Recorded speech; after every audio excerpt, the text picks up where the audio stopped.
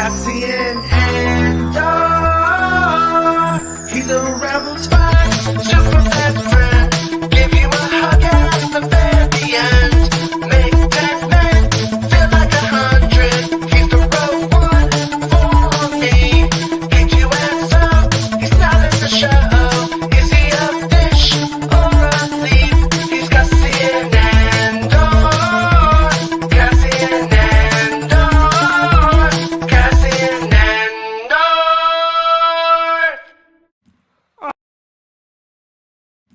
Oh, hail Lambhead, protector of the realm.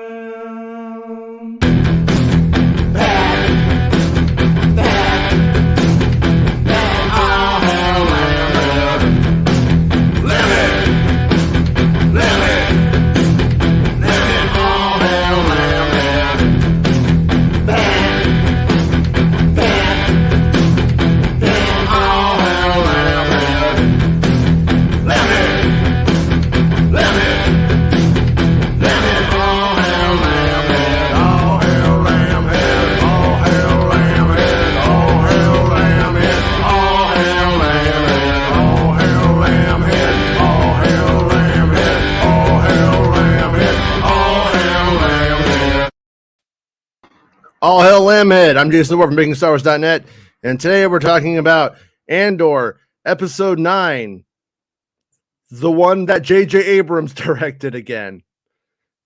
The good one. The good 9. The back 9. Number 9. Number 9. The Borg 9. The Borg 9. What? No, that's a Star Trek thing.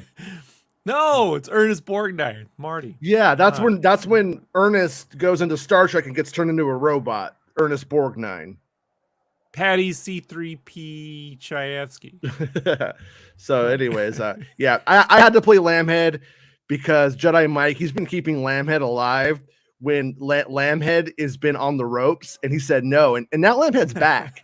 So, good work, Jedi Mike. Like when they used to tie the hands in the ropes, like in No Retreat, No Surrender, and Lambhead just getting like beat up by Jean-Claude Van Damme. push.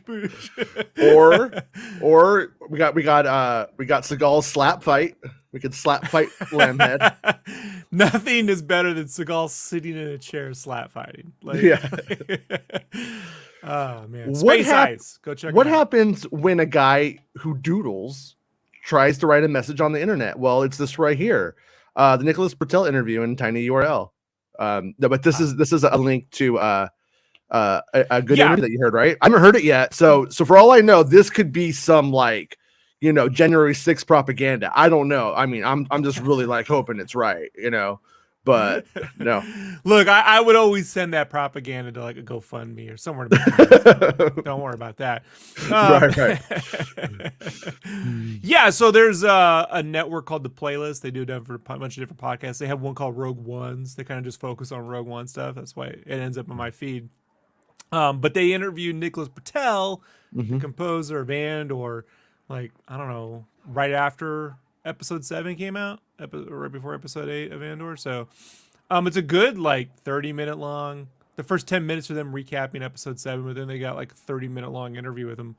And he does a really interesting job of talking about, he got hired in 2020, blah, blah, blah. But, one of the things that I didn't notice was, like, he was just talking about how the Star Wars Miami theme is playing in the strip bar in the first episode. Like, it's a hit. Like like it's and you could hear a different version of it playing on Coruscant in the background too if you listen for it. Like, so like he made like 200 hours of music and stuff. They even there's even like a moment where it's like the leitmotif in one of the Mon Mothma sequences. Like, that's what I'm saying. Yeah. So this is just like one of those bands that took off around the time and stuff. So it's just good, fun interview. Good interview. Okay. Yeah, I recommend it. I will listen to it. But Bertel is obviously one of my competitors here. I mean, I wrote an Andor theme song. I thought for sure Gilroy was going to take it and throw this bitch out. You know what I mean? Like, just kick him out of the fucking office and put mine in, and he didn't. But I think he and I will both agree on one thing, and that's when you're writing Andor music, the first rule is there are no rules. That's what we say around here. As a an Andor synth pop star myself. That's how we live our lives. You know, this isn't a uniform. Okay, this is a fucking way of life, dude. Anyways, bitch. Oh, sorry. You enough, Freddie. I forgot. there was a welcome to prime time, bitch. Grandma, take me home. There was a guy released on level 4 and he ended up on level 2, so they killed 100 guys to keep it quiet. Yeah, I mean, that was the thing I loved about this episode, was it makes the very astute observation that everybody knows but nobody has ever wanted to say in Star Wars, and that's that human labor is cheaper and easier to come by than making droids. Like, when you really get down, I mean, from a certain point of view, the Separatists themselves with their battle droids, you know, I mean, it's a horrible concept when you get down to it, but you can see how coming at it from a certain angle, it's more humane on their part. They're not putting their people out in war. They're putting their dollars, you know. You can see how in a more civilized time that probably made more sense. Like, in terms, like right now, if we needed to go to war, oh, we could send drones, robots. That's where the thinking is at, right? But Andor's having to come and what the prisoners in this episode are having to like really face is the fact that they're just going to gas you. I mean, early on in the first prison episode, when they're getting their shower, if you know anything, if you've seen any kind of World War II movie or Schindler's List, you're like, are they going to gas them right now? Like, that's what you really think might happen. And that was obviously by design. They're not making that sort of imagery on accident, clearly. So lots of we see Star Wars economics at play in this episode in pretty fun ways. Mon Mothma is like, oh, you mean when you give $400,000 or credits or whatever over to you know, an insurgency, somebody might notice. Oh, what are we gonna do about it? And then we have human labor. This is a good time to bring up our sponsor, Norm VPN. Norm Computers has his own VPN service. Whenever you want to squat on a chair and no one knows where you're going to be at, but they all know your name, but you don't want them to know your name, you get Norm VPN. I'm not could be using that. So I mean, I've noticed that it, like, in terms of like the fandom spirit, I think this episode is starting to crush some people. I think they're starting the claustrophobia, the dystopian nightmare that Cassian Andor is living through on a week-to-week basis. People are starting to get like a bit like, but one thing I could say to that is just, you know, hold your breath until next week. It's going to get better. Suck it up, Buttercup. It can't be about fucking Yaddle has a mystery. Wait, this is stop. Shit. Stop. What? Right. What's her mystery? Do you know? Do you have any theories? I have a theory. I have a theory. I have a theory. Okay, here's my theory. We don't cite people, but we use them to get a bunch of super jets, and we say it should be Anakin. Everything should be Anakin. Is that the theory? Unless it's Ahsoka, then it should be all. Oh yeah, I can't be sexist. I like Ahsoka. Anyways, yeah, the Star Wars equivalent of I have a black friend, so I can't be racist. That's what it is, really, too. I've seen it a lot. But anyways, So, man, I got a lot of theories about this, about what's going to go on though here. And I know I'm kind of jumping around right now, but there's kind of just like I had like 2 cups of coffee before the show. I'm ready to go. And so Skolden, right? Bespin Bulletin had a little scoop. You know, the embargo breaking Bespin Bulletin had a scoop. And that's like to give Bespin Bulletin a screener, you fucking cunt. Anyways, Skolden's gonna give the money I think Skolden's gonna give the money to Mon Mothma, and then I think Luthen's gonna knock off Skolden to not pay it back Let's not worry about that. Let's not be mixed up with him. Let's take care of our money problem. That's your and then theory? That's my theory. I have a theory. Mhm. My theory is Marva will kill herself but make it look like the Imperials did it. Because we get that scene where Dedra's like, no, we don't need to kill her. She's useless. She's frail. She wouldn't fucking make it anyway. You know, we'll just use her as bait. And then she goes, oh, I'm bait. I'll kill myself. And then that to piss Ferrix off. Not Andor, but the planet. Yeah. You know, kind of thing.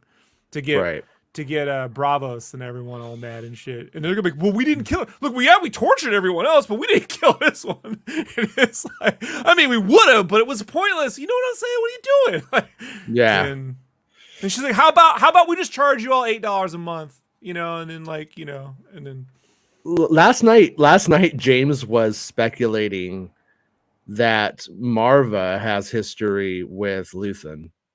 And because like in this episode, we learned that he basically went to the father's son with the radio. Can't remember his name right now on Ferrix, and then went right to Bix after one meeting with him. They met, skipped right over him, went right to Bix, and then got to Cassian really quickly.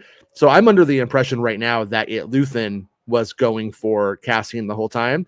And in our conversation, based off of James's idea, we kind of come up with the idea that maybe Luthen helped obscure Cassian's childhood identity, and then knew he was a good potential spy to recruit all those years later. Like he started thinking back to people that would be rebellious in nature, friendly to the cause, working class on a depressed planet, and then he picks Ferrix. That we think he might have started looking at Ferrix, going, all right, Ferrix is where I could light the fire, where I could make this into an all-out war, and then maybe he identifies Cassian Andor from that.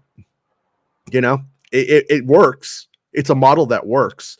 It's not necessarily, I don't think, out of spirit or out of line with what we've had, but yeah. But anyway, Skolden. We know that Skolden's wife is a thing, and it seemed that Skolden's wife was at a funeral for Skolden based off of a Bespin bulletin report. I'm trying to look it up really quickly, and I couldn't find it, but Nick probably knows where it is. Thank you for the 79 for the old 1979, the year I was born. 79. What is it? It's not a pound. What is that? A fucking 79 sixpence? I don't even know how your fucking money works over there in your fake land. Call it credits. 79 credits. It's Mike Pence. That's what they're called there. Your fucking Milky Ways are fucking crazy, by the way. That's been showed it to me. You got vanilla in your Milky Ways? What the fuck is going on over there? Anyway. I just love how Rick Astley makes an appearance. You know, like it's my favorite part when Rick Astley turns around and goes, "What's up?" Wait, what? What are you talking about? In the episode, in the new episode, Rick Astley, he's the one torturing him. He's there working the torture device. Oh yeah. Oh, so it's got the code and everything. We have this. We're gonna talk about the show. We'll talk about Avatar later. But he did it, and I got the thing on my head, and it's great. But we come on. All right. All right. We got to stick to the plan here, Jason. It's all over the place. Let's walk through the episode. Okay, what happens? I delayed Avatar gratification is the best. You know. Oh, really? Are you? Yeah, you're an Avatar edger. If I've ever seen one. Yeah. But I mean, everybody's on it now. Avatar, she looks like a new take on the Force. Anyways. I don't even get me. I gotta. We'll get there. We'll get there eventually. I'm not gonna lie though. I did take a pee after, and I went the way of water. All right. Anyways, child, Jason. I am a little kid. I'm a little. Put that on your Tinder. Oh boy, you don't even know. Anyways,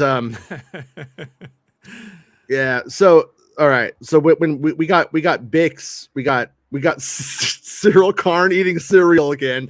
They're just fucking going in on the joke at this point. At this point, they're just like, you guys didn't have to name him cereal. You guys could have just named him like Ted, but you guys were like, this is cereal, and he has to eat cereal. He's just fucking chomping down, getting promoted. I've thought about this a little bit. Yeah. Every time I go to my one of my uncle's places, they would have the same food they had when I was a kid. And they would feed me the same, like, hey, you want your honey smacks or your fucking, you like Pop Tarts? I'm like, I'm 22. Yeah, I mean, I do, but it's 4 p.m. in the Dude, evening. my mom wasn't in my life for like 10 years for a time, and I was like, fine, let's talk. And then like I like, she's like, wait, you like Kraft macaroni and cheese? I'm like, I'm fucking 22 years old now, lady. I mean, I do, but but the point is that like, Right. people, it's like, Look, come on. and he's got toys, so he's one of us in a way, other than the fascism and the stalking of women. But like, crazy. Hey, Cyril crazy Karn stalker. stalks women too. I mean, Star Wars says it's okay. No, I'm kidding. I'm kidding. I'm kidding. You fucking twits on Twitter. You don't know the fucking difference between reality and a joke because you're fucking not as smart as you think you are. Jason, they can't hear you anyway. Yeah, they can. They watch everything I do. Right now. if you think if you think the fucking Empire in Star Wars is a joke, it's pretty much Star Wars Twitter. They fucking follow. They check out what I like. They check out who I'm following, who I'm not, who's following me. They're fucking nuts. They're little left wing fascists on Twitter. It's a thing. But anyways, what go on. I'm sorry, I didn't mean to interrupt with my rage. So I figure she's just she's just one of those ladies that's got his favorite food stocked up, and I just don't see Cyril as being like a guy who has a varied diet. Like I imagine if we were back on that corporate planet he was living on. Yeah. You open up his cupboards and it's all the same cereal too. Like he had it there too. I think like when he's at home, like his mom's putting the milk in, but when he's bachelor patting it, he's just cereal barring it up. I mean, he just like eat the one out of the package, and that's all he's doing. Yeah. And then, that conversation with Dedra on my first watch, I was like, these people are sadomasochists. They really are. The Empire. There really are. There's like so many masochistic tendencies and sadist, I should say, tendencies, and not masochists. They're not masochists. They're sadist, and that conversation between them is so awkward and cringy, but it's so good. Like he's such a fucking little weirdo when he meets her outside of her work, and grabs her arm and everything, and it's just like, oh man, you're both so fucking awful. Like I hate both of you so much. It's great, Ship this one, Raylos. Yeah. Yep. But Robert St. Clair pointed out, and I didn't get to check it. I saw it right before the show, that they say Vel is her cousin in the car, but then the daughter of Mon Mothma calls Vel auntie. It's not just one of those things. That's just a family thing, man. Just a family thing. Yeah, I'm Uncle Rob, but they're my second cousins, really. So. Yeah. That's the only one who ever did it right was my mom. Her cousin Beth. She always made me call her cousin Beth, so I thought she was my cousin, but she's my second cousin. It would be kind of weird if she was like second cousin Vel, right? That would be kind of strange. So and if she's like close in the family, So yeah, I'm Uncle Rob, but I'm not really an uncle. Yeah, my cousin Steven, I have a half brother who I love very much, but he didn't come until I was like 17 years old. So it's like I wasn't like a kid with him, but like my cousin grew up with me. We were together all the time at family things and during summers and stuff. So my kids call him Uncle Cousin Steven. That's what they call him. So yeah, it makes sense. But anyways, Vel, for weeks we were kind of speculating as Vel the older daughter of Mon Mothma, because they got those Chandrillan customs or whatever.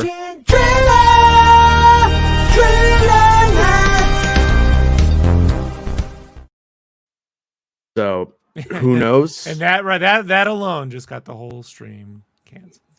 No, I put it up front the other night just to see, and no, it's short enough. I got it right under. You eventually, Jason. Eventually, probably. You probably should have flipped the image. Blanket's gonna flag the video. Fuck you, Blanket. I know you're coming for me.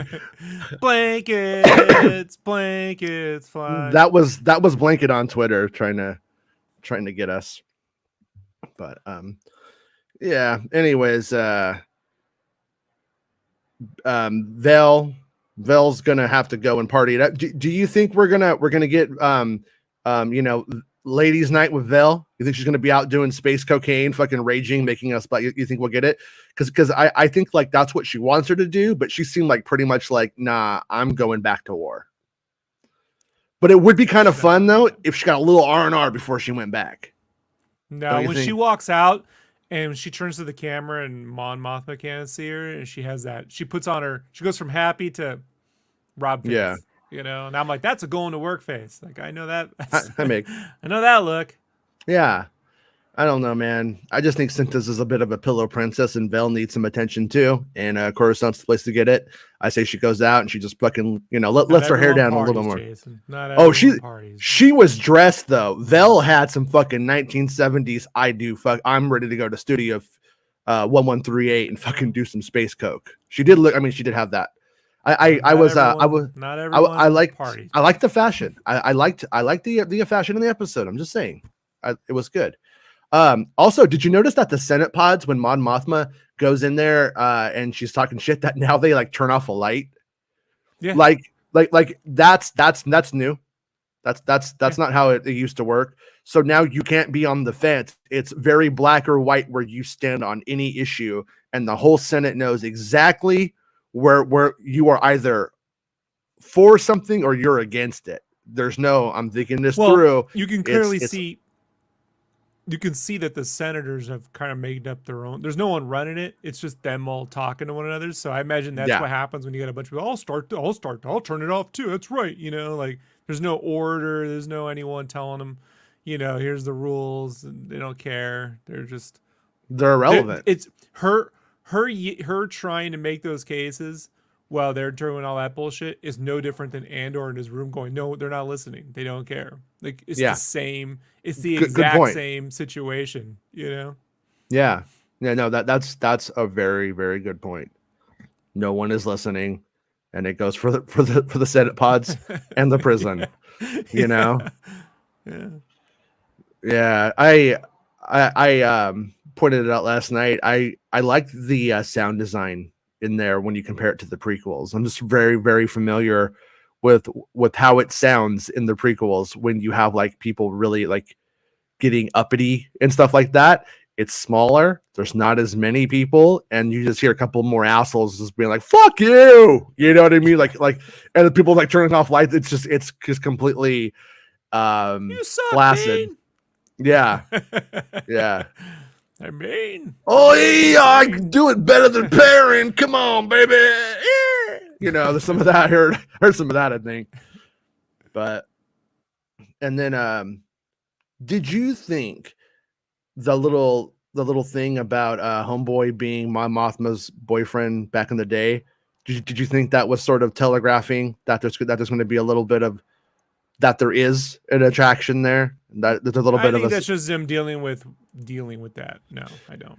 Because I'm starting to wonder if this series at one point was going to go on for 5 years, and now it's not, as we know. And I was starting to wonder if they were going to start to use an affair as cover for the business, where Perrin's just like, Perrin's clearly fucking those girls at the party. He doesn't give a shit about Mon Mothma. He didn't want to be. He doesn't, got married when he's like fucking 16. He doesn't want to be in the marriage. He's a traditionalist. And what do we know about people who call tradition into play and hold it at a high standard? They're all full of shit. They're all like, oh, family values in marriage. Meanwhile, they all have 21-year-old girlfriends on the side. Perrin definitely has 21-year-old girlfriends on the side, like without a doubt. Like he's fucking at the party. Go watch the previous episodes. That's all he's doing. He's talking to fucking young. He's just like, sleeping fucking, with young sized noodles. He's really exotic alien. He's all those fucking lips, bro. You know what I mean? Hey, does fucking Max Rebo got a sister? Anyways, the bands are great. They rotate in and out every few months. You gotta move. Hey. Stop telling us your game, Perrin. Okay. And then Meg thinks that Tay will probably die, and she'll be holding his hand, wondering what could have been. He's been set up to be that kind of character. Yeah, I agree with that too. I do think he is going to see. Like right now in this episode, Meg, I'm seeing a bunch of that stuff. Like right now, I feel like the noose around Skarsgård's character's neck is fucking tight. I think he's just about to be exposed any minute now. I'm starting to think that Luthen is going to die this season. I don't think Luthen's gonna end up being on Yavin 4 leading the rebellion with the gang. I think he's gonna be the revolutionary who starts it, who lights the fire, who starts the shit. But right now, I'm betting against him getting very far. Like I kind of think that, and in certain ways, his usefulness is about to have been served. His contribution will have been, like I said, setting up Ferrix, getting the war hot. After that, I don't know how much more he can do. As we could see, he can barely do anything as it is now after what he's done. So I think he's going to be exposed, and then I think we're going to have Mon Mothma. So like the way I see things playing out, Skolden gives Mothma the money. Luthen has Skolden killed.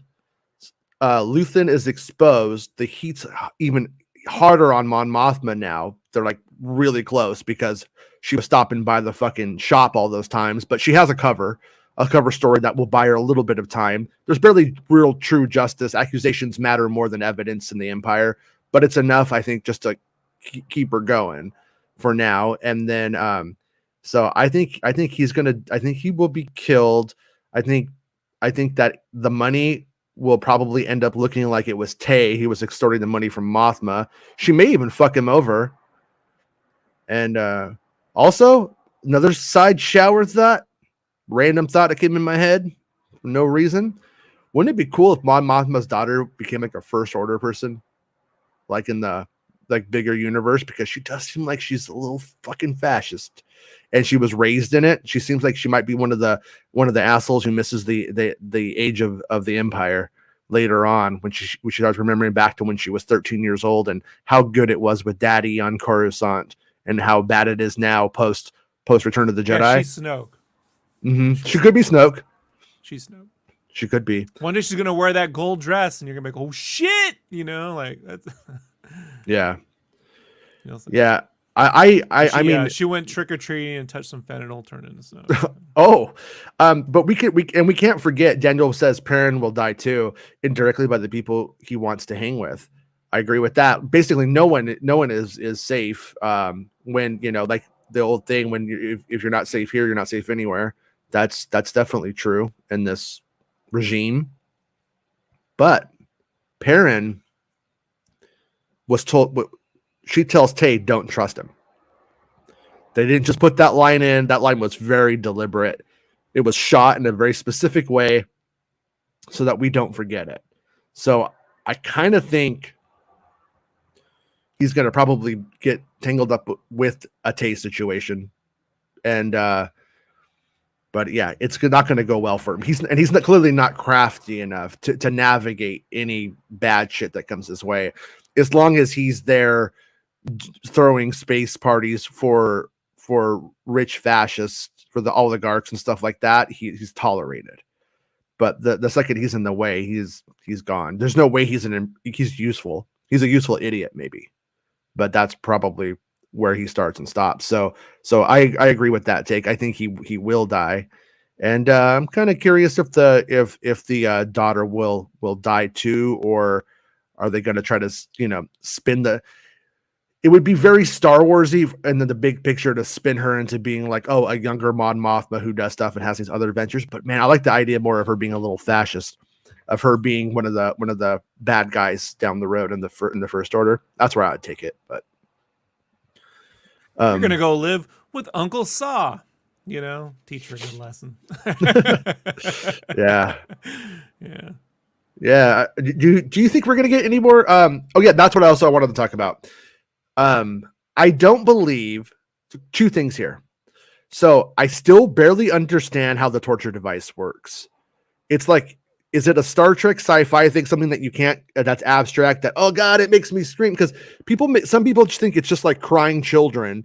And then, but Bix is like, ah! Like that. I don't think you would maybe be very suicidal and depressed after hearing it for 12 hours, but you wouldn't be like, ah! You know what I mean? Like that's kind of a weird thing there. Also they did that A New Hope shot. I'm sure you noticed that, Rob, right? The fucking torture chamber shot, the fucking cut back. It's pretty cool. Cut to the boots, dude. That was the fucking throwback. Yeah. But anyways, I don't believe so. Two things about that. If the pilot was interrogated by Rick Astley, and they believe with confidence that they have the information. Saw Gerrera's motherfuckers are nuts. They will blow up children. They don't care. They're not empathetic.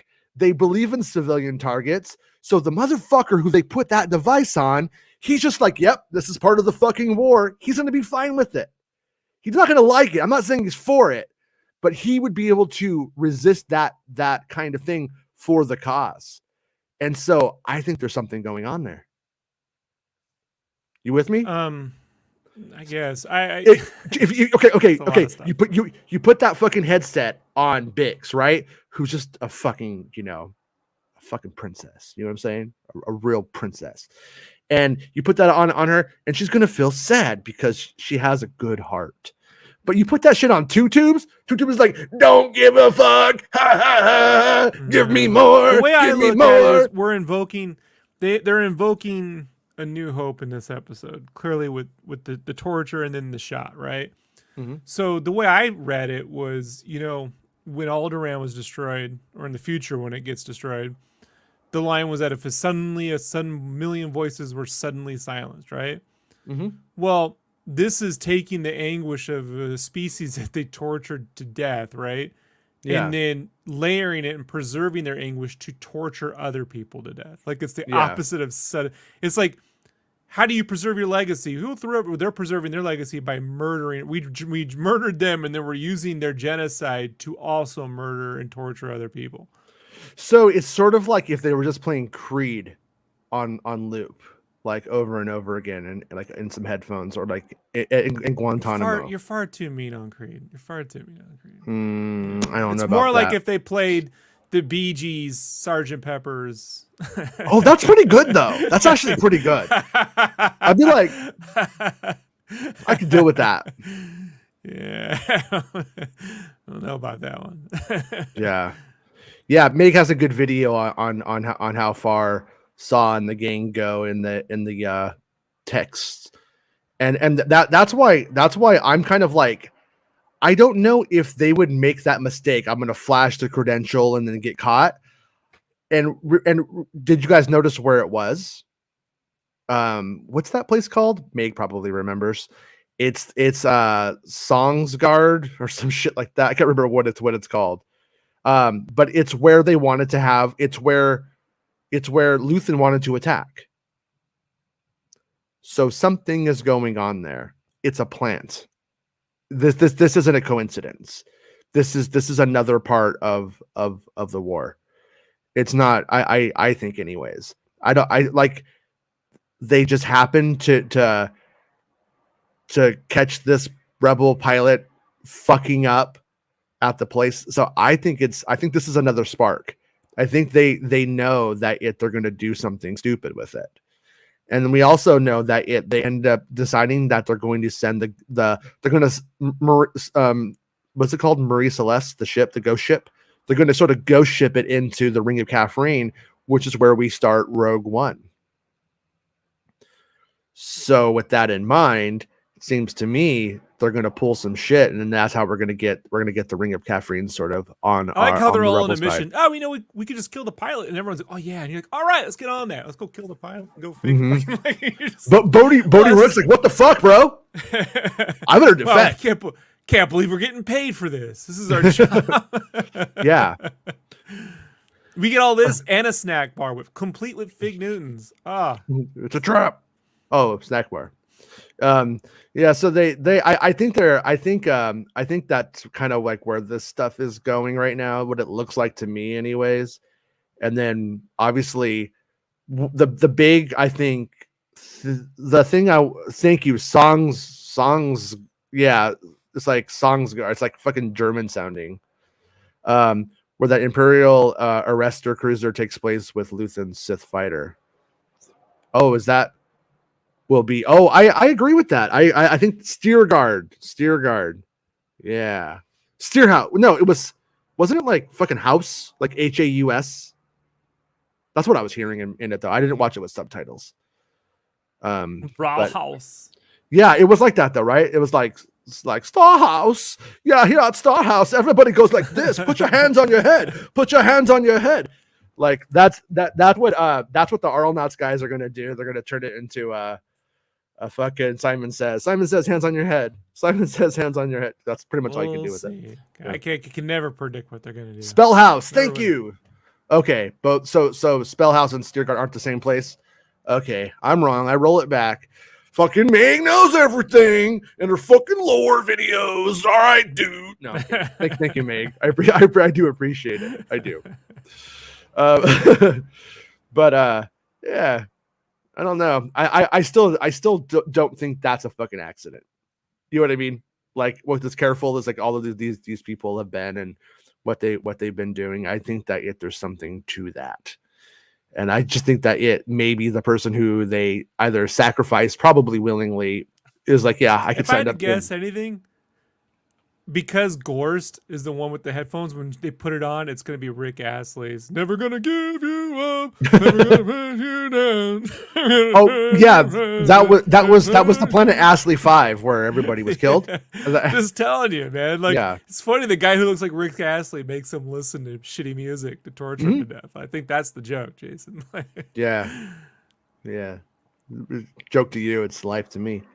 No, I'm joking. Yeah.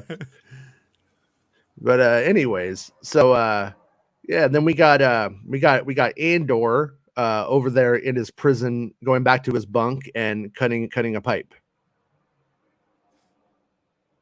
I think he's just trying to get the flip. So when they were eating on plates, it kind of a little bit confused my dumb brain, because they're like they basically implied that they put flavor in the tube if you do well, but then they're eating on plates. So I'm assuming that they're eating on plates. Plates are tethered to the wall. No, they're tethered to the wall. Oh, the plates were still tethered. Oh, okay, I see. Yeah, they fit right. They go right back into the wall, and the spoon locks into the back side of the plate. Yeah.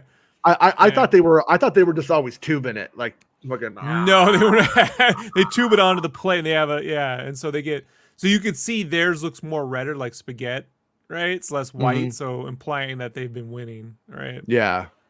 Yeah. So they got Olive Garden. Mom's spaghetti. Yeah, they got Olive Garden. Yeah. They got Olive Garden. When you're here, you're fascist. Space Olive Garden. Otherwise, you get Annie Oakley's macaroni. You know, that shit in the purple box that just clumps up, right? It just turns to glug. Oh, well, I think we agreed last time it was Malto Mill they were getting with no sugar in it. Or is that what we said, Malto Mill? Malto Mill. But yeah, I kind of want some of that fucking blue top ramen though right now. It sounds pretty good that they were eating that one episode. I kind of want some. There was like top ramen noodles. Shrimp? No, it was like ramen noodles, and it was like blue, like dyed blue. Look kind of. You're just gonna put blue dye in your noodles so you can. I know, okay. But like a blue mouth.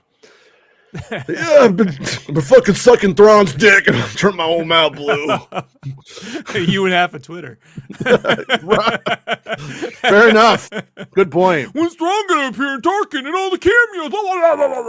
Shut up. I hope he's that serial killer I flick my bean to in that other show. Okay. Yeah.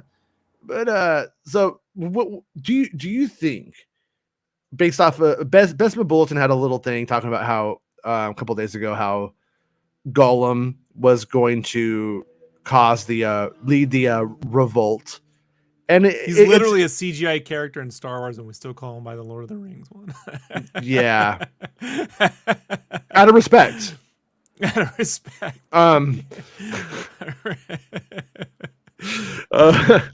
Caesar, yes. Mm-hmm. Yeah. Mm-hmm. No. Okay, we could start calling him the guy who came after Ahmed Best in CGI, but that's a bit longer. But anyways, it's very Bespin Bulletin had a story about how, you know, things that he had heard recently about how I think it was recently anyways, or something like that, about how it was going to go. And then this episode we start off with him being completely against. He won't even tell him how many guards there are on the floor. And by the end of the episode, he's like, there's like 12 guards. He's come to the conclusion that they are fucked. They're never getting out. Yeah, that they are never getting out. And I saw a couple of comments here and there going, nothing happened in this episode. And I'm like, we saw a guy who was completely defeated by the oppression that he's under, to being like, I'm going to have to stand up to this. We're going to have to bust out. We have to THX 113 the shit out of this bitch or we're dead. And like that, something happened in the episode. So if you thought nothing happened, you just weren't paying attention, basically. And, but it's all those voices who say nothing happens, yeah. I'm just like, go watch Zack Snyder's Justice League, you know, like just go leave it on a loop, you know. Everything happens in slow motion in that one, so I guess everything happens. Hot dogs spin around for 5 minutes. Wow. I mean, so, don't get me wrong. I like watching Gal Gadot fucking jump around and all kinds of motion. I like the movie, but clearly they're just, it's not for you, man. Don't worry, you're gonna get 700 fucking episodes of the Bad Batch and not a fucking jack fucking thing happens anyway. And you're gonna tell me it's great on this because on Mount Tannis.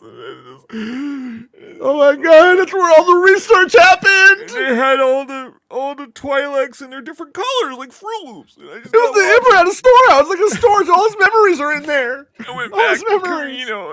I gotta tell you, I was born there. It was my favorite. Yeah, like there you go. You get plenty of it. Go away. They don't need you. They're making the second season without you. They don't need you. So don't worry.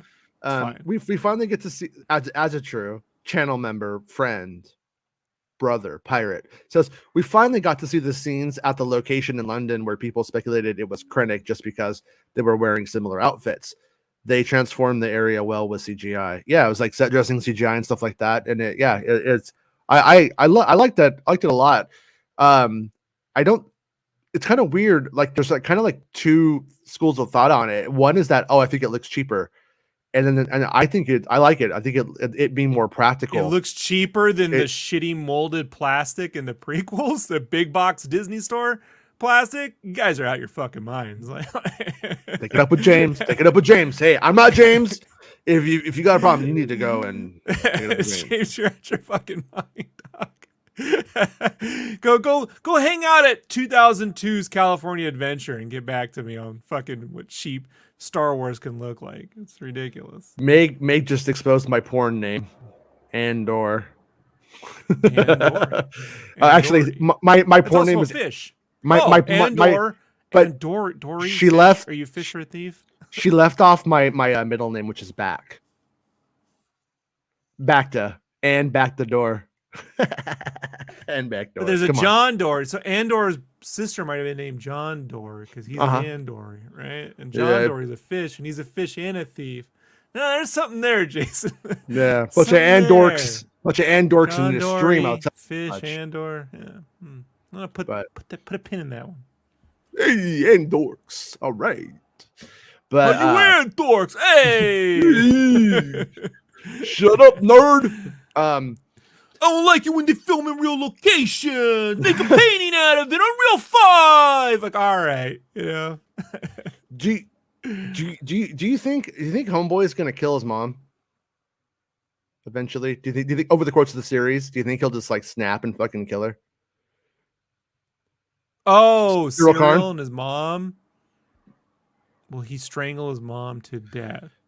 It's kind of funny because she literally says, where's the return on my investment to him? Which is as a parent, is such a fucking cunty thing to do. You know, it's the worst.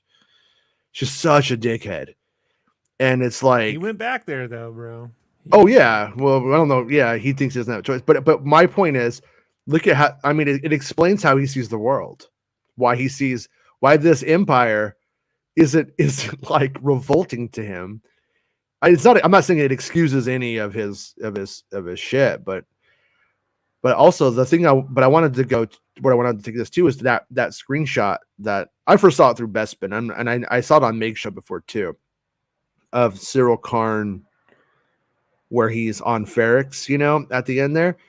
Do you think he's just gonna? Do you think he's just a fucking psycho and he's just gonna kind of gonna go rogue and start trying to solve the Scooby-Doo mystery on his own outside of Dedra, or do you think he's gonna be part of Dedra's plan by the time he's on Ferrex, or are they gonna use him as a? Well, he's not in the plant? Empire. He's not. He hasn't risen through the ranks of anything. So the only way you can kind of move forward in that instance is you got to get Bob Lazard into the program. Right, you gotta build a rocket ship, or you gotta bag Axis. Right, if he bags us, he can identify him.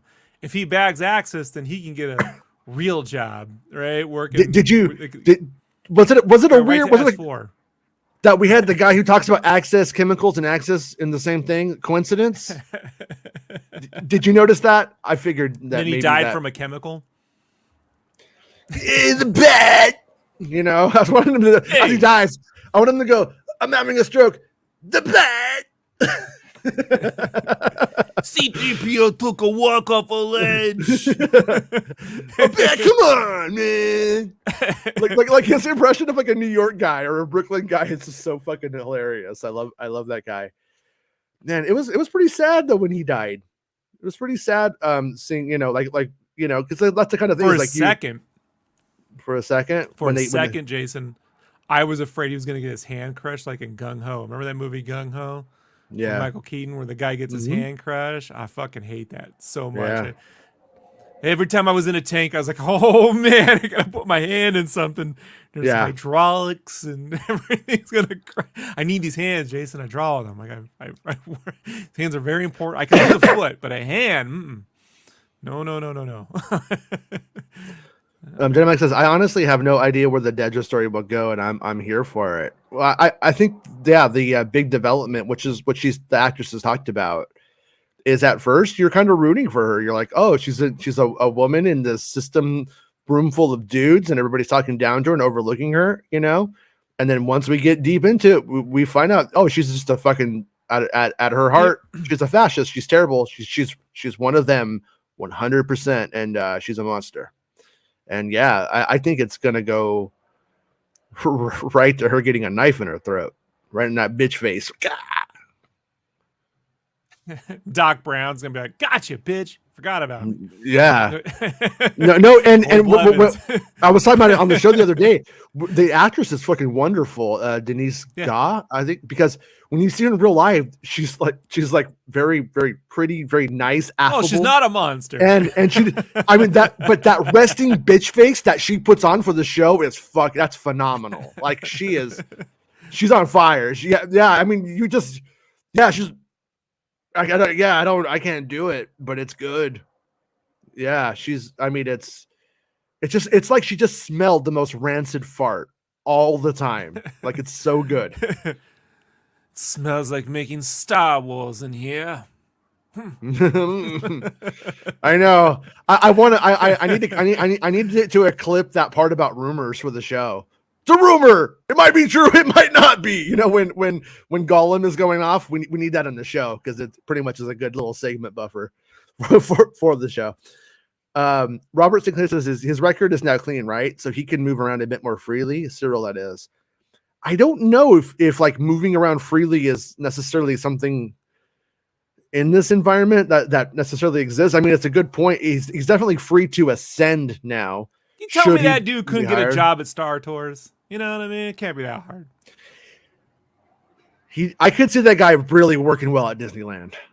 Like really fucking well. Like one of the ones that kind of scares you. Star Tours is canon. It's real. Like there is a Star Tours, At Disneyland, there's kind of like two kinds of employees. There's like one that's very good at their job, and then every now and then they can make like eye contact, and with their eyes they kind of go like right, and you're kind of like yeah, right. And there's a real person back there, and then there's some that are like no, they're truly dead inside. They think the only salvation is to live in the Winnie the Pooh universe. They're truly trying for it. I could see Cyril Karn in Anaheim doing that, also living in his car because they won't pay him a living wage. As it true says, Detra's assistant started taking things on by himself. Wonder if he's looking to take her spot. Yeah, I mean, number one is it does seem like they are all bastards, right? They would all do that to each other. But that said, it does seem like his little peepee is kind of into it. Because I mean, Yeah, I don't see that. I mean, like, they're always looking for a way to get, but Mhm. if he doesn't do it, then she could have been like, "Why are you waiting for me to make sure? What do I have you around here for?" Kind of. So it's one of those things. Look at the amount of his real self that character has expressed. When he was talking to Adedra, he was hearing Dreamweaver, gonna get me through the night. That was happening right He looks then. like Gyllenhaal, Nightcrawler, man. It does have a little bit of that going, yeah. But He reminds me of that. He reminds me of the uptight guy from Silicon Valley, and the one who's in The Office. That's who he reminds me of. I don't know if his name. I can't remember what his name was. Like Jared? No, not Ryan. He comes in the later episodes of The Office, like mid show. I don't know. I got out after the whole Robert California stuff. I'm like, I'm out. Once they made Andy in charge, I'm like, well, I'm out. This fucking show sucks now. Can't do it. Zach Woods. Hold on, I'm pulling it up right now because I brought this up like before, and I'm in no way saying it's like a splitting image. Just that this is who it reminds me of. Whenever I like this is who Deborah Chow would have cast if she was doing this show in this part. Let's see, is it gonna come on, machine? There, that guy. You know that guy? Yeah, that guy. No, he looks like, just type in Gyllenhaal Nightcrawler. Oh yeah, no, I agree. I mean, because he has that fucking like gaunt. I don't know. He's fucking like like gaunt, Jack Skellington, man. Yeah. Sunken in fucking Ghostface face. The only thing worse than RBF is resting Sith face. It's resting Bix face, guys. Resting Bix. No, Bix does not have resting Bix face is beautiful. Robert Sinclair says Gabe is his name. Thank you, Robert. Gabe. Yeah. Gabe. Yeah, he was the assistant to and he is fantastic. I do like him a lot. Wasn't he assistant to Annie? What's her face? Yes. Annie from fucking Misery. Yes. Chick. Yeah. In that show. Yes, that's right. Yeah. Thank you. Annie from Misery. That's right. And also, no, me either. Especially when I stayed up until like 4 a.m. doing the show last night. I watched it for a little bit. And then I'm sorry. I was like, I'm not chatting. I'm going to sleep. So I saw just enough for James to go, yeah, I'm with Rob on Hosni and Prime. If it ain't into fucking movies. And I'm like, that's right. I win. And then I got out. I got out from there. Yeah. I mean, what a cop out that whole Hosnium system bullshit was in The Force Awakens, wasn't it? Right? Like, they wanted it to be Coruscant, but they were too chicken shit to do it, so they throw in a line at the last second to take it away. It was never, when it got into production, it was never Coruscant. He wanted to blow up Coruscant. They didn't want to. And I think it was because the outlines had us returning to Coruscant for episode 9. And then a planet you don't care, has no relationship to anyone. It was in the Duel of Leia's home. It was in the Duel of the Fates script, but what Homeboy did with it was fucking less than stellar. I'm sorry. The fucking episode 9 script that we got isn't any good. Neither was the Duel of the Fates episode 9 script. It wasn't good. It was better than Rise of Skywalker. Better name. You know what? It's like it had fucking 5 out of 10 skill points, and you could put those skill points in wherever you want and move it around. But it was a better allocation of 5 skill points. if you wanted Finn, if you cared about the Finn, I mean, because at the end of the day, the Rey story, they never cracked it. So I guess I mean, Rise of Skywalker should have been the name Lucas picked for episode 4. It would have been just as dumb, but at least, all right, Skywalker's coming back. Like, no Skywalker rose from the dead. It's so stupid. It's a stupid fucking marketing name. Hate it. Yeah, no, it's terrible. Hate it. It's the worst Star Wars movie ever made. Attack of the Clones is better.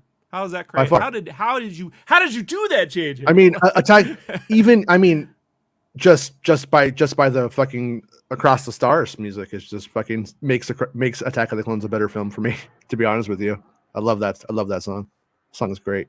I pretty much watch Attack of the Clones just for that song. But yeah. So anyways, back to the old Andorks. Yeah, Bix want to give Adria Arjona, you're too fucking hot for TV. Like you're like a 90s, like a late 90s, early 2000s ad. You're too hot for TV. That said, that performance was really good when she was getting tortured and stuff like that. It was harrowing. And James was like, "Come on, did you like her tied to the chair?" I was like, "No, I didn't." It was because she was doing such a good job. Yeah. But it was James. On paper, I do. On paper, James, I love it. On paper, I'm right there for it. But she did such a good job that it was like unsettling. You know what I mean? It wasn't hot. it was fucking. But she did it. Yeah, she did a good job because earlier on in the series, she just kind of like Andor, fuck you, like she doesn't have necessarily a lot to do other than be like, you're a fucking shyster. Stop wasting my time. And then I'm gonna fuck Tim. What I fucked him. He's a dork. And that's pretty much it. And then, but in this, yeah, she really brought it last night. I just want a scene. I want like a spoof where when she starts to speak, she just goes off like Chunk and Goonies. And then one time in the 6th grade, I got really sick and I threw up, and everyone started throwing up, and it made it sound like this. and then I told Andor it hurt because it was my first time, but I really did it with Tim on the space football field. Like the Imperials in the background are laughing. I like this kid. It's pretty good. Yeah. The Rise of Sketchcraft when Rob gets triggered. Yeah, I know. I don't really know what to make of all of that, what they say, happened with it sounds bad. So now I don't know why it would come out. So I don't know. I'm just gonna leave it alone. Anyways, yeah. So Adria Arjona, really, really solid performance. We also learned that Maerva, is her name Maerva? Maerva?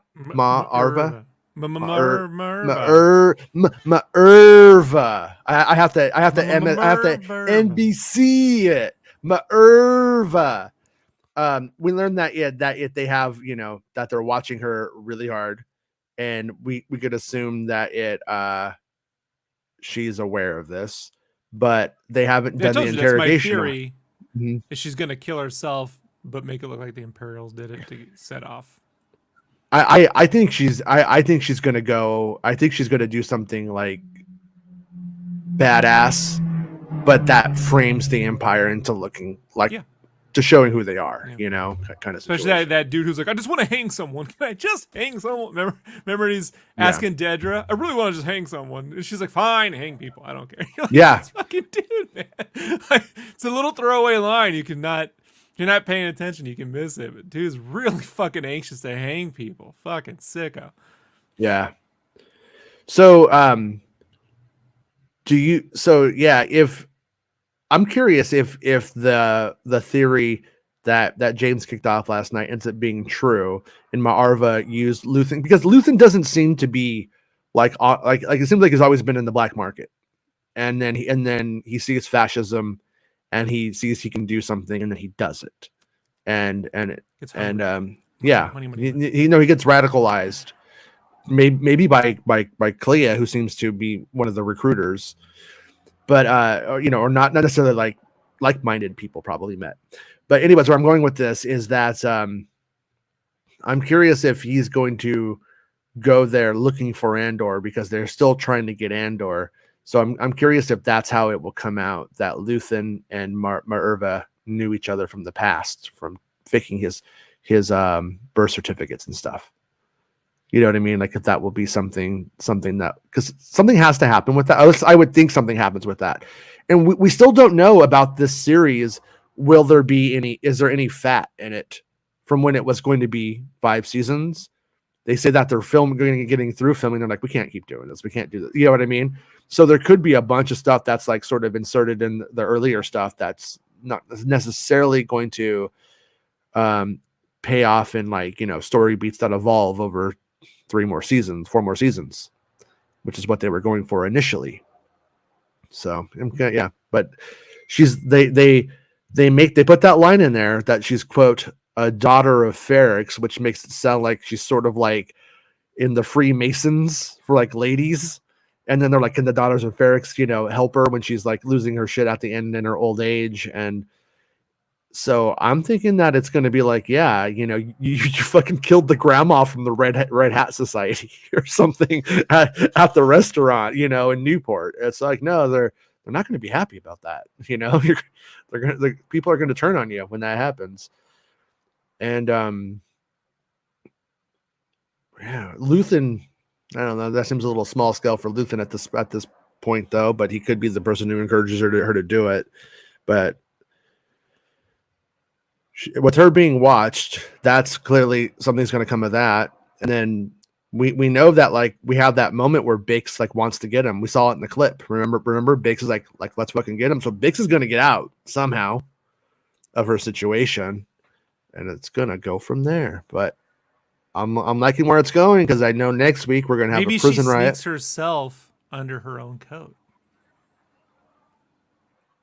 Well, Baymax called it. Marva will rescue Bix and get caught. She's going to be under Bix's coat.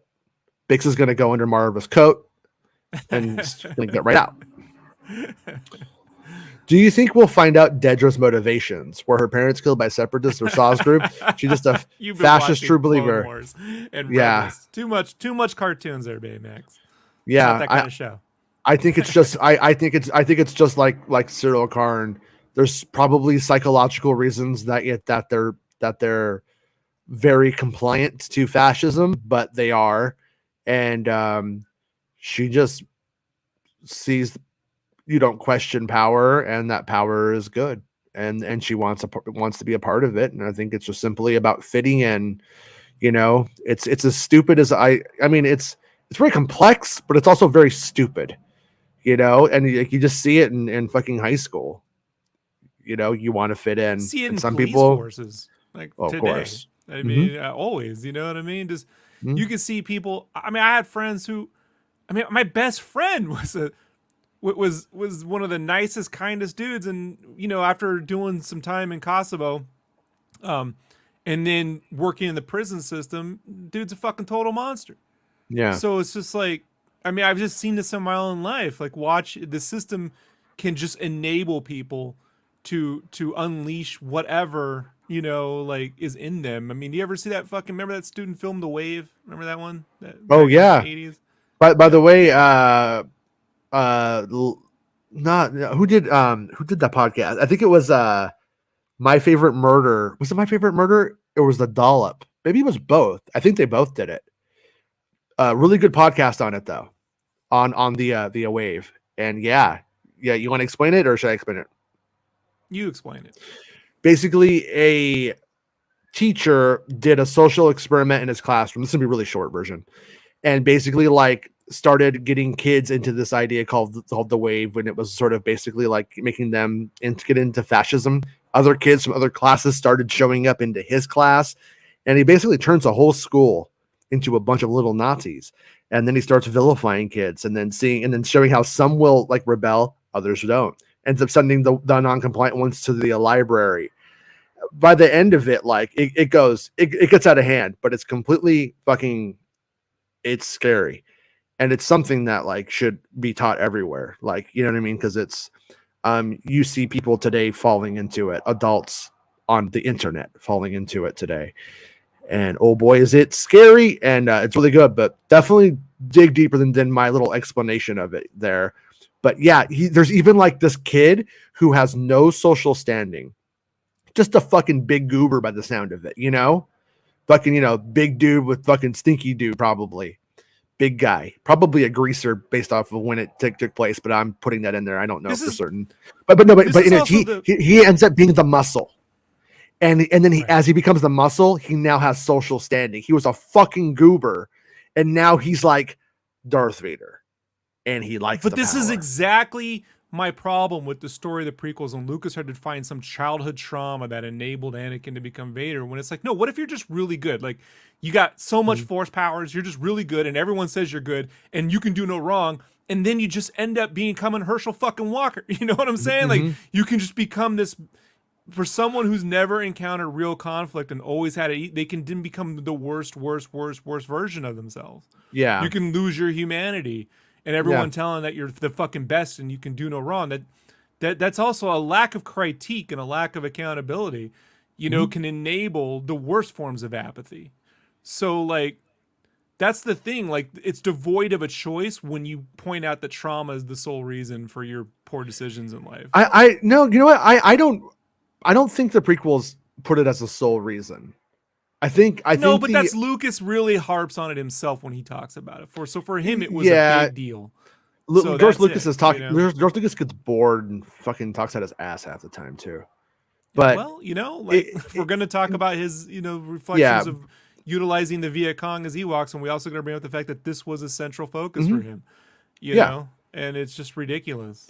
So well, the whole thing is what makes him weak enough and unbalanced enough that he will fall into fascism. But that's like the whole thing is when you have every single thing going for you, though. When you have everything going for you, there still is like a mental deficiency, a weakness in you, something that is off, that makes you lose your humanity for another idea, I think. And it's fine. I mean, I obviously at this point, I think the prequels did not do a universally clean job with it, or else everyone would love it. It would be universally generally beloved, and it's not. So like clearly Avatar. it doesn't, like just like Avatar. Dennis says, I believe that for every good thing a person is capable of doing, they're capable of an equally bad one, given a set of circumstances, experiences. I mean, yeah. I mean, obviously, I mean, it's somewhat true. Like I would never fucking, if we were on a boat in the middle of the ocean, I would never throw Daniel Fisher into the ocean. But if my kids were on there and I realized that we were going to, my kids were going to die, Daniel, I'm kicking you in the ocean, bud. So circumstances and all that kind of stuff really matters, and what people will do. And that's what Anakin's thing was, is will I do this for my baby? I'll do this for my baby. And whether it's Padme or his little baby. But force abilities aren't by nature light or dark to this end. True. I think though, like, when, not to get too far off track here, but in terms of where it matters psychologically with how we interpret what they're doing, I think it has to do with like pulling from the dark side or the light side. It has to do with your initial motivation for setting said power into motion. If you were doing something from a place of good, where you were pulling from that inside and projecting it outward, I think that's the whole idea. When you're pulling from the good place inside you and projecting that outward, that is going to probably be a good action. When you're pulling it from a dark place, then, you know, I think that's sort of how I psychologically read the very primal, basic tenets of how the Force is interpreted by an audience, because it's not really necessarily real. No, Baymax, it depends on who's you're born into, who's your father, and then you're always destined to do the right thing. You're strong in the Force, no matter what. Just the way it's going to work. Nobody makes choices. It's all about fate. Ray Palpatine says, I disagree. I'm a Ray Skywalker now. Baymax says radicalization is easy in a polarized society with social media bubbles breaking everyone's brains with zero appetite for any critical thinking and their affirmations. That's just human life. Like, if you go back to the Civil War, you're going to see the same that argument holds true with the way they thought then as well. Thank you for using a lot of big words. Extrapolation. But I see what you mean. But you can point and say that this is like a new thing or a common thing. This is an uncommon thing that's privy to social media somehow breaking people's minds, when I can show you what AM radio did to fucking folks for the better part of 100 years. Right. You know, and before that, the printing press didn't help much either. And if you go look at the way Congress was talking to one another prior to, during, and after the Civil War, when they're like, I'll hang you motherfuckers, like straight up in the fucking congressional chambers. Like, this is nothing new about this. Yeah, I think what's sort of new for us is the fact that, like Bobby Moynihan's drunk uncle character, the amount of places that it, like the Rush Limbaugh stuff, could come from is completely different, somewhat controlled, somewhat easier to monitor, and to know exactly what's going out there and to be able to combat a discourse. With the way it goes today, with the internet, you really can't. Like, you could go, oh, this guy over here is a piece of shit, and by the time he's exposed to be a piece of shit, people are already echoing that 15 other places. Like, I have family members that you just can't keep up with it, and they're not educated enough to be able to understand, like, when they're being manipulated by a piece of text, and how to choose solid sources. That's what like the joke of the last few years is, do your own research. Fuck. It's like that they just think doing their own research is just finding a list of alternate facts. They don't, and it's like really hard to teach a 50-year-old that, today. It's fucking impossible. They're fucking so stupid. I'm sorry, but they're fucking I was watching Son of stupid. Frankenstein with my wife over on Halloween, and there's a scene where he's like, Frankenstein's kid's like, I'm gonna go and read my father's notes and shit. I'm like, hey, he's doing his own research, and he made another Frankenstein. So, see, Baymax, two things. One, the funny answer is that I've always thought you were Steve Bannon. Two, they didn't work for Melshi. Melshi's the nihilist in that prison, right? And like, nihilism's gonna get it's gonna get them all killed. Like, and like, playing by the rules, which is what Gollum's trying to do, is gonna get them all. It's not gonna work. You take agency and you make fucking decisions that benefit the human experience. That benefit living. And you got a shot, but sitting around and being like, see, they were freed. Yeah, it's all great until it's your fucking ass. Well, that's like the sort of an interesting sort of thing about the characters. Like Andy Serkis, as a child, you're taught to be Andy Serkis's character. If you just shut the fuck up and keep your head down and do what you're supposed to do, it's like John Lennon's Working Class Hero song. If you just do it, you'll be fine. But it's not true. This literally is what happened to me in the Army. I got injured, and then when you get injured, and it was like this thing that was ongoing. They don't want you in the platoon with everyone else. This is before the war and shit, so I can't tell you how it is now. It's 20 years ago. But they didn't want you because everyone else goes, why does that guy not have to do what we do, or why is that guy going around to these appointments and not work? So they took me out of the platoon and put me into a gym while I was doing physical therapy, right? So then they leave you alone, and I figure, I'll just go to my appointments every fucking day, do whatever. I just did what I'm supposed to do. Okay. Well, that continues for a period of time, and then one day they call me into a room and arrest me, the first sergeant's room, and just arrested me for no reason. And they're like, "Yeah, you're malingering." And I'm like, "How? My doctor says it's a problem." And they're like, "Well, look, he went to his appointment. We know he's guilty because he always goes to his appointments." like if I didn't go to my appointments, you'd have me in jail for not going to my appointments. They do that in the military. You don't go to a dental appointment, they can give you Article 15, toss you in the fucking can for a weekend.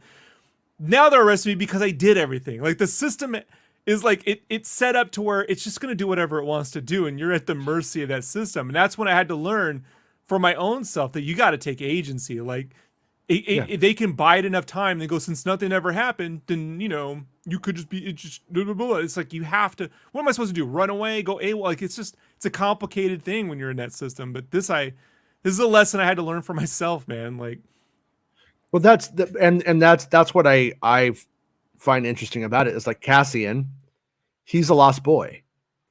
From what we could see, he didn't have mom and dad telling him when he was small what he's supposed to do. And then he ends up getting his adoptive parents, but then his adoptive father's very quickly, within a few years, killed. And then and then he's never in that, like, system. So in certain ways, he's like a natural rebel who's not going to fit into the system, hasn't been spanked enough as a baby to become Andy Serkis's character. And Andy Serkis's character is old. Remember, when Andy Serkis is like growing up, Chancellor Vorum's getting elected and stuff. You know what I mean? Like at that point, like he probably voted for fucking Valorum and shit twice. Yeah. Oh, Valorum was like Eisenhower, right? Yeah, probably. No, well, he's modeled after Clinton when Clinton was going through all of the stuff, and he's they like were Clinton. It's when they thought they were gonna impeach Clinton but have him removed. That's what he was based off of. That's what Lucas was writing at that point. So anyways, yeah, but you do end up seeing them go like, yeah, this system is broken and not fair, and there's absolutely like no choice. And that's what we keep seeing in the show is everybody come to the conclusion that if there is actually no choice. What got Cassian here was his I hate to use, I don't think this is a monomyth, but his call to adventure is when they're like, hey, come and join the rebels, and he's like, got the money, peace, and then he has to pay the piper, which is like, Luke Skywalker gets called to adventure, doesn't answer it. Uncle Owen, Aunt Beru get murdered. Now he has to answer it. Cassian's refusal of the call is fucking brutal. He ends up in a space prison, but everybody's realizing when that episode happened in Marvel was like, I'm gonna be I'm a rebel. That was his chance to right? Like that was, and he twice he refused the call. He pretty much had it twice. Yeah, with where he could have stayed with them and he didn't. He left and he goes back, and then his mom he's now inspired his mom, and he's not gonna help her, and he tries to go to the space beach, but nowhere is safe. Nowhere, there's nowhere you can go, and so everyone's coming to that conclusion, and Melshi has come to it already. Is Melshi a nihilist? I'm not sure. He's just acting nihilistic in the prison. One of those, but it's that student. It's that kind of like, that smart ass student that wants to tell you how everything is. Mm-hmm. Like, no, oh yeah, I don't know who that is. Never, you don't know. I was never that guy. yeah. And then the second something happens to him, whole world's against me. I'm never that guy. No. And I'm like, yeah, I had your turn in the bucket first time, eh? Yeah. Yeah. No. I'm gonna say. Just to further the discussion though, I don't think Melshi is a nihilist because I think he's like wanting to fight. I think a nihilist would just be like, no fucking reason. It's gonna end up back here or dead. Who fucking cares? I'm already dead. Kind of his attitude though. When Andor first arrives, that's his attitude. But after spending time, it's going slowly away. He doesn't stay there. Yeah, I kind of feel like he's always like, I always feel like he's like trying to make eye contact with like, yeah, let's fuck these guys up and get out of here. Because he tells Andor, he goes, look, they're just gonna reset your fucking number. It doesn't matter. Yeah. And that's the nihilistic part. And that's when Gollum goes, you sit the fuck down. Yeah. What I'm trying to say though is I think maybe we're not hearing we're not hearing his desire though. I don't think his desire is to comply. I think his desire is to revolt. But it's open to interpretation. So, but was it Shogun says, was it me or was the narrative at the conversation in the prison a little hard to follow? I mean, I got 85% of what was happening, but something just felt wonky about it. Well, I think it's because you have that ambiguity about what's gone on in the other level, and you don't really know what it was. And then we have Olaf, who is like having a stroke and dying, and they don't know. Like I kind of felt like a bit paranoid about, is Olaf going to make this happen to us? Right? In that moment, this is the difference between a show that clearly says here where it's sitting like a third person narrative where it sits outside a thing and shows you people. And then it shows you something else. Well, typically, that's what Star Wars does. Is it shows you what the bad guys are doing, and then it would show you level 4, and then it would show you them, so but they don't know. What this show is doing, and it's my personal favorite form of storytelling, is you're right in their boots on that, and you don't know what's going on, and you're trying to interpret in the way that they're trying to interpret. You only know as much as they do, And one of the things. And I love that. That's my favorite kind of storytelling, man. That's the kind of stuff that I'm all about. You just only know what they know, in that. Yeah, moment. if we flashed over, was it level 2 that was having the problem? Yeah, level Or 2. yeah, so we Level flash 2 over was to having level it. 2 and we see them with their space whips whipping their little butts, and we're like, okay. But right now in my head, you make it whatever it needs to be effective. Whatever happened up there. And it's definitely scarier off camera, I think, right? I mean, unless they wanted to like overdo it and they're like, going straight up, Third Reich on them, which you want the implication in Star Wars, but you don't necessarily, need it to go that hard. Well, this is a situation Story where they wise, can be but not. killed at any point they want because they're standing on the fucking electric chair. Yeah. So you can't just like it's not like you're gonna see that kind of thing. It's they would all just be killed at once. So if you're sticking with the rules of your universe, so you have to build tension in other ways. And again, this is them trying to decipher, and you get this useful bit of world building lore info in that scene when the dude's trying to do the sign talk, and then Gollum, Andy Serkis's character he goes, it takes a week for shit to get. It's so like you always wonder when they're doing the sign. The foreman, they know they're talking. It's not like they're not stopping him. Like he isn't like a stooge for the Empire where he's like ratting everyone out and shit. He's just trying to keep everyone in line so he can go home, right, quote unquote. So he goes, Yeah, it takes a week. How could they possibly know about shit right now unless it was so fucking horrible? It didn't take a week, right? Yeah. Like, yeah, I mean, like Andy Serkis's character in those stories. I mean, he's either he's a hard ass either way, but if he goes too hard, he's gonna find himself thrown onto the floor. So yeah, he just sort sleep, of, right? he sort of, so he sort of has to have the support of the men to some extent, They're fashioning little like the gizmo with the paperclip hooks, and and they then like pull him while he's off. sleeping, all these paperclip hooks will get thrown from the other bunks into his bunk and then drag him out. Yeah. Yeah. Yeah. And, So, it's reminiscent of the Luke with the grappling hook scene from A New Hope, right? Where you see him like loop around him and shit. So remember how we had the we had heard about the shocking floor and stuff, but we heard that there was that water was a part of the shocking thing. Do you think Andor's going to break the pipe to flood the level, and then while it's flooded, they can't shock them? They won't have enough power. Yeah, shorts it out, or it makes it where there's not enough power to actually for them to like really feel it painfully, and for them to kind of get to the elevator. Maybe. Yeah, we don't know how the floor isn't like spitting out electricity. It's so I don't, just like a hot. It's just it's like a George Foreman grill or something with some electricity. All right, I don't know. think about that marketing worked on you, isn't it? 20 years later, you're still bringing it up.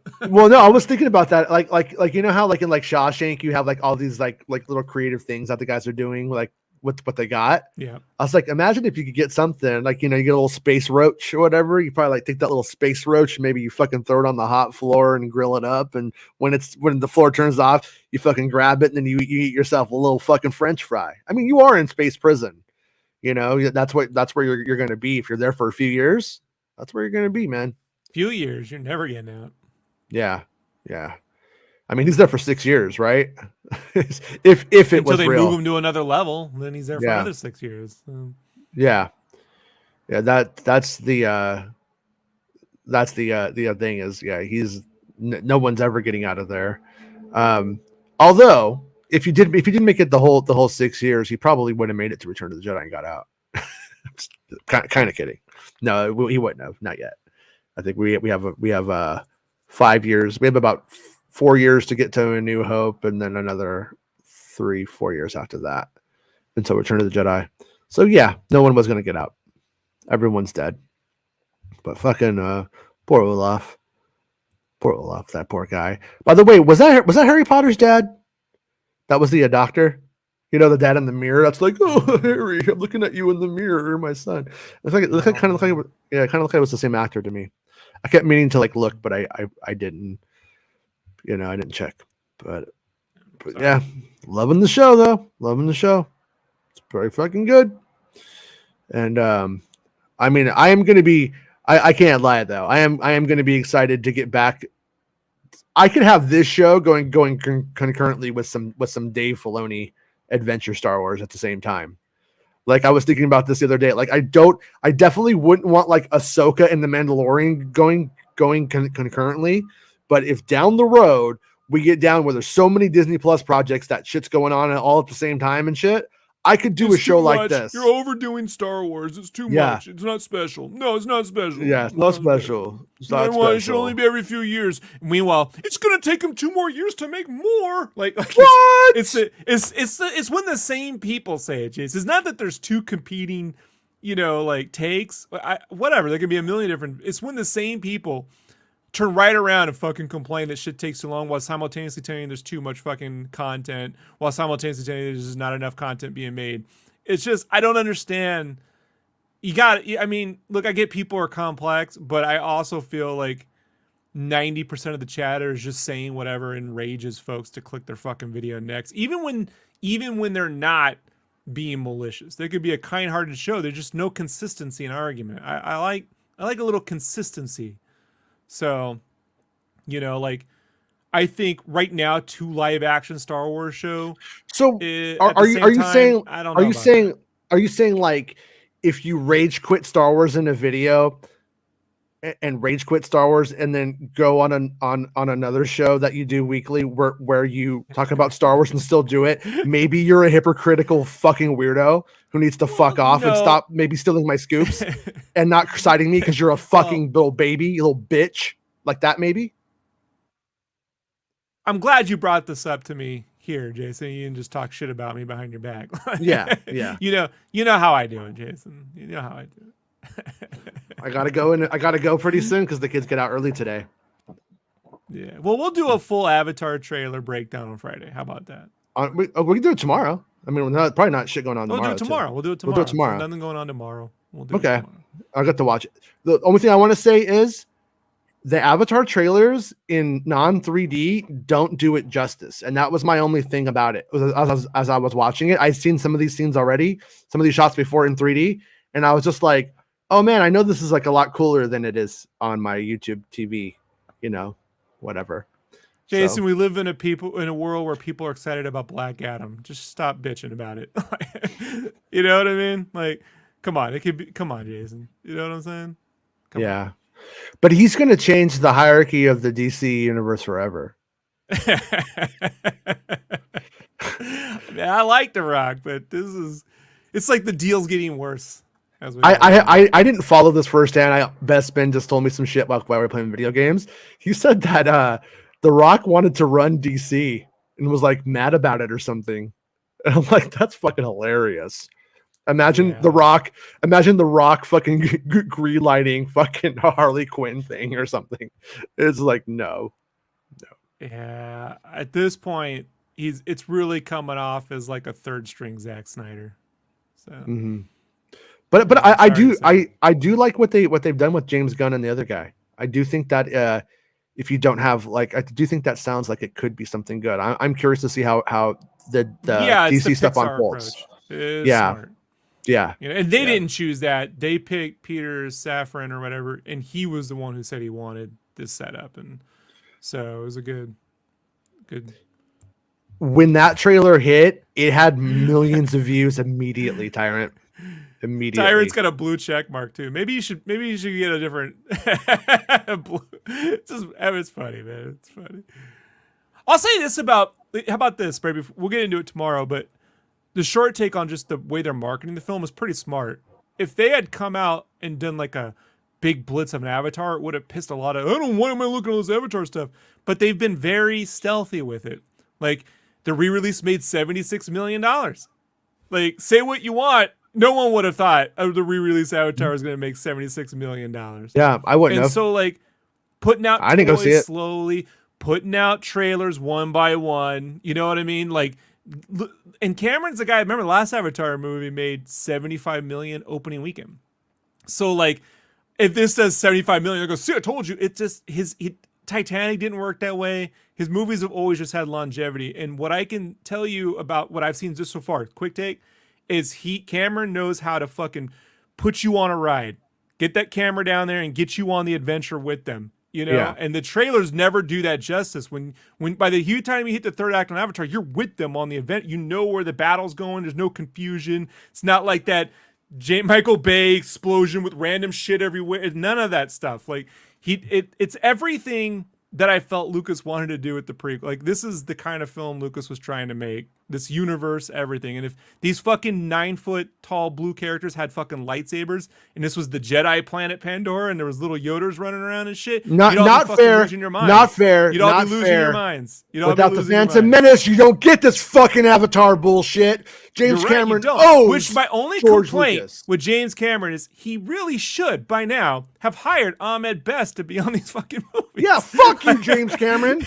and the fucking what I'm high saying. flying dinosaur you rode in on. Daniel Fisher says, but I thought it was about drive. It was about power. No, that's hoverboards. Hoverboards, you need power.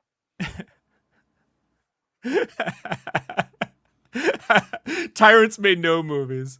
You know, he just wants me on his sack. I want Rob on my sack, but he's on Cameron's sack.